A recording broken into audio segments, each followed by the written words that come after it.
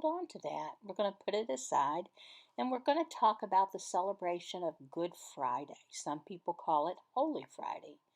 But question, why Good Friday? What's good about it?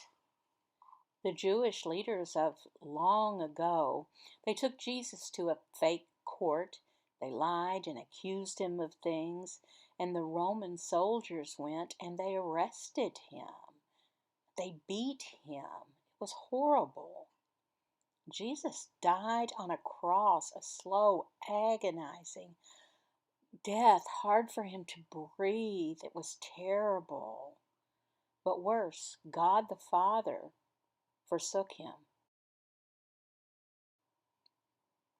You remember in Matthew 3:17, God told Jesus, he said, "You are my beloved Son, in whom I am well pleased." Another time in Matthew 17:5, God said to three disciples, he said, "You are my loved Son, in whom I am well pleased." Now, God the Father is forsaking him? What? That's terrible.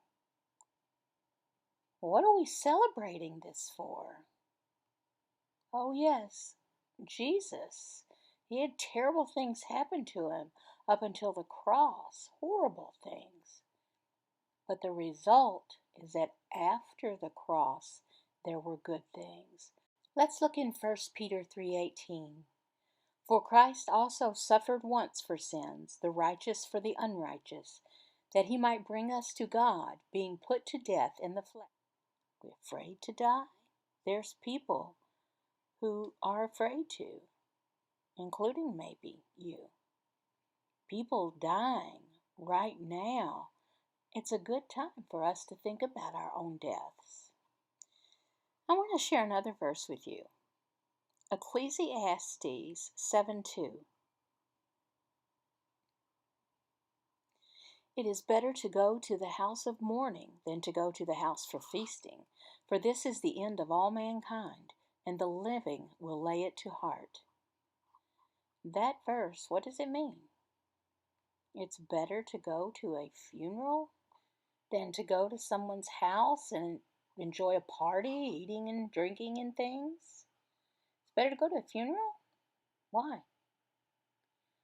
All people are going to die. All people. All of us will one day. The people who are left alive, their hearts, they're thinking about death when they go to a funeral. And that's a good time to think about it because we are going to die. Right now there's many people dying, and there will be many funerals because of this virus. You and I, how can we prepare before we die? Well, let's look again at this verse we read earlier, 1 Peter 3:18. Christ also suffered once for sinners, the righteous for the unrighteous, meaning us sinners, bringing us brought to God through his death on the cross, but making us alive in spirit. And that would make us want to celebrate. The point is, Jesus died on the cross. Why? To go in our place, what we deserve, to suffer in our place for our sins, once and for all. Jesus on the cross. Who did he die for? Sinners, you and me. It's just like the verse says. He died. The righteous died for the unrighteous. For who? The unrighteous, meaning sinners, meaning you and me.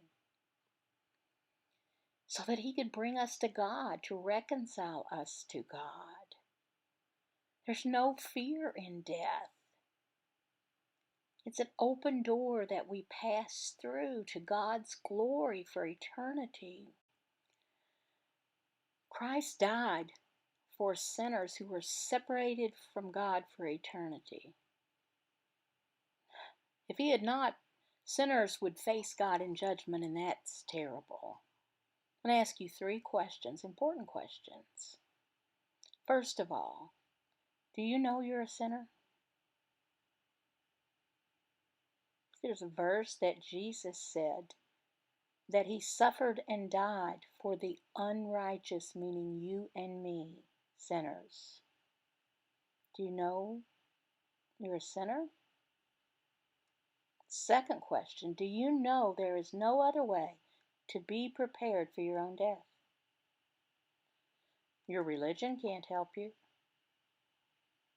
No priest can help you. Only Jesus can save you. And I ask you again, do you know if there's another way that can prepare you for death? And the third question, will you trust Jesus now? What's that mean? It means that you would fully depend on Christ, fully lean on Him. You saw the verse. It said, you might bring him to God. How can He do that? Well, Jesus Himself accepted death on the cross in place of sinners like you and me. He did all this Himself to save us. Lean and trust on Him fully. Can you do that? Can you do that today? I hope and I pray that you will consider that. Consider your death. Be ready for it, prepared